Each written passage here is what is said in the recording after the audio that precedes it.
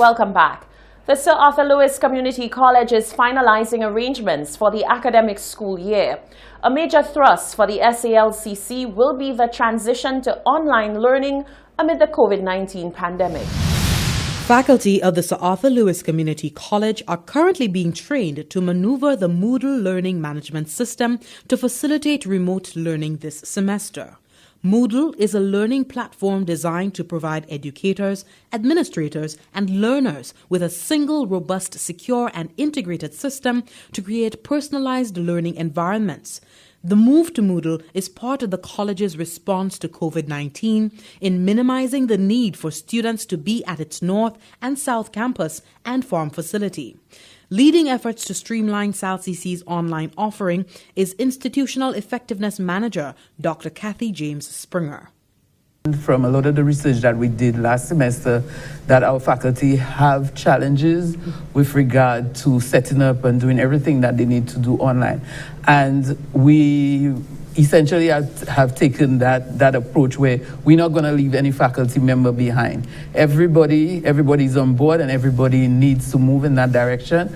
And so what we have done is set up a month training. We've actually pushed back the date of reopening teaching so that we can spend enough time with faculty actually helping them develop their courses and set up their courses online. A 2-week Moodle training for students has also been scheduled. This extended orientation and onboarding process will take place from September 7th to the 18th, 2020. Back in June, the college decided to pivot towards online instruction to reduce potential disruptive scenarios like disease outbreak or natural disaster.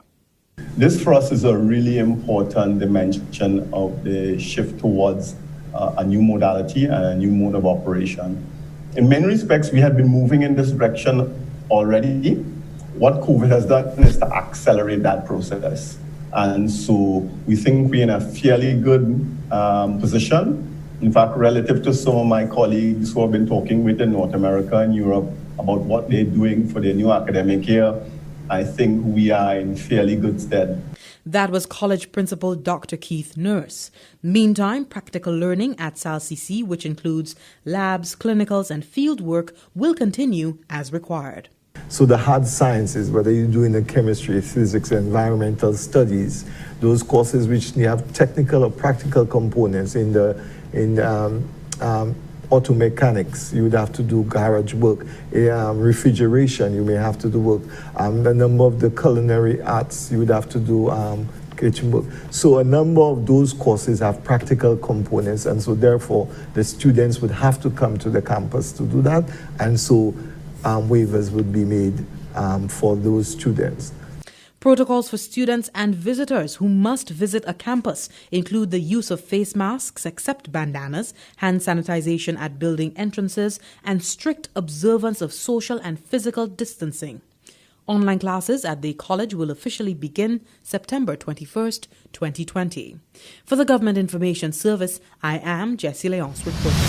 The Director of Implementation in the Office of the Prime Minister has given an update on the plans for the disbursement of school bursaries as well as government plans for the reopening of schools. According to Nancy Charles, a list has been sent out to parents to let them know where and when they can collect the monies allocated to their children, and so far she says the process is running smoothly.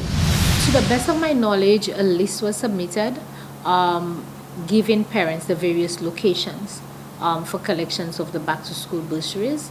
So far, at the Office of the Prime Minister, we've not gotten any calls or complaints from persons who have not received that $500 bursary. So I think the government is very pleased that in spite of the financial circumstances that we have encountered as a result of COVID, we've still been able to provide that bursary back-to-school support for Form 1s. And I also note that the government is also providing assistance via SSDF in terms of back-to-school bursaries for parents throughout the island. Charles says the government has bolstered efforts to provide additional support to parents this school year. I have been informed that due to COVID and the impact of persons being unemployed or even getting a lesser salary, the government has made available a little bit more money. Every year, SSDF gives back-to-school bursaries to needy family. So my understanding is that SSDF has gotten a little bit more this year to be able to provide to more parents and more families who may be in need, especially as a result of COVID. We have gotten reports from persons who have received that support from SSDF who are very grateful, and they have sent their gratitude to the government of St. Lucia and also the people of St. Lucia for providing that additional support to them. So I know it is still going to be challenging for parents with children going back to school next week. The challenges are real. But we're hoping that as much as possible, the government will do everything that it can to provide assistance to as many persons as it can. That was the Director of Implementation in the Office of the Prime Minister, Nancy Charles. The Director of Statistics, Sean Mathre, says new projections are on the table for the 2020 census. Mathre underscored that in the fluid situation presented by the COVID-19 pandemic, a new date is yet to be decided for the next census. Jacques Wooding tells us more in this report. Much like in the case of many other societal processes, the prevailing COVID-19 situation has had far-reaching implications on the execution of the 2020 census. Following discussions among stakeholders, a decision was made to suspend the National Population and Housing Census for an initial period of 6 months. However, Director of Statistics Sean Mathre disclosed that this projection is continuously being reviewed as the COVID-19 situation develops. Mathre, noting that it is not advised to conduct a census during an election year, says a census date in 2021 would depend on when the next general election is called. There are two key factors that need to be considered that relates to the recommencement of our preparations. One, the obvious, is the whole COVID-19 situation when, at such point when this situation runs its course, and then we're back to some level of normalcy, so to speak. And also the other key factor that needs to be taken into consideration is the elections, the pending general elections.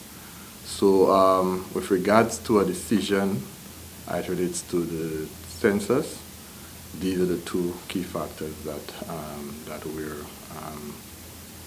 taking into consideration before we make a decision. The director noted that moving forward, adjustments will be made to the mode of data collection. In keeping with social distancing protocols, interviews will be adapted to be held virtually or by telephone, modes which he notes have proven very successful in other surveys currently being undertaken by the department. We've had to adapt certain our operations to the whole COVID-19 situation, and this is how we have been proceeding as it relates to the execution of our work program.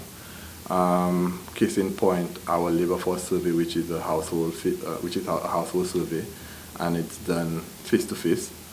We're actually doing it via the telephone. So it's a situation where we are adapting our operations given the situation that we have to contend with regards to COVID-19. Mathre assures that the Statistics Department is remaining abreast with developments in data collection methodology within the context of COVID-19 and will develop a fitting census program accordingly. He says, according to current projections, the possibility of data integrity being implicated by the postponement of the census is low. Jacques Wooding, Hot 7 News. Due to circumstances brought about by the COVID-19 pandemic, the Department of Health and Wellness halted data collection for the Stepwise Health Survey, a study which aims to investigate the prominence of non-communicable diseases in St. Lucia. Coordinator of this initiative, Edwin St. Catherine, says data collection is set to continue through September. He went on to note that the results of this survey will be integral in focusing the efforts of the Ministry of Health as resources continue to be stretched by the ongoing pandemic. You can see for each major age group within the population what is the prevalence of diabetes, hypertension, heart disease, a lot of the chronic conditions that people face. Because, why is it so important? Because almost 80% of causes of death is related to non-communicable diseases, right? So you want to know how it is impacting different age groups by sex in the population, and how you can put in the appropriate education or mitigating factors to handle it. St. Catherine says now that an adequate period of time has been identified to recommence interviews, his team aims to complete at least 90% of the focus group research in order to provide the most accurate projections of national health. The Ministry of Infrastructure, Ports, Energy and Labour informs residents of Jetrin Saltibus and all road users of the closure of the Jetrin Road to facilitate construction of a triple circular culvert crossing. The road will be closed from Thursday, the 3rd of September, for a period of 3 weeks. Residents and all road users are encouraged to use the Grace Road in Giro as an alternative route. Drivers are particularly urged to travel with due caution as this bypass road is narrow. This is the Hot 7 TV Nightly News. Stay with us. Sports and weather are coming up after the break.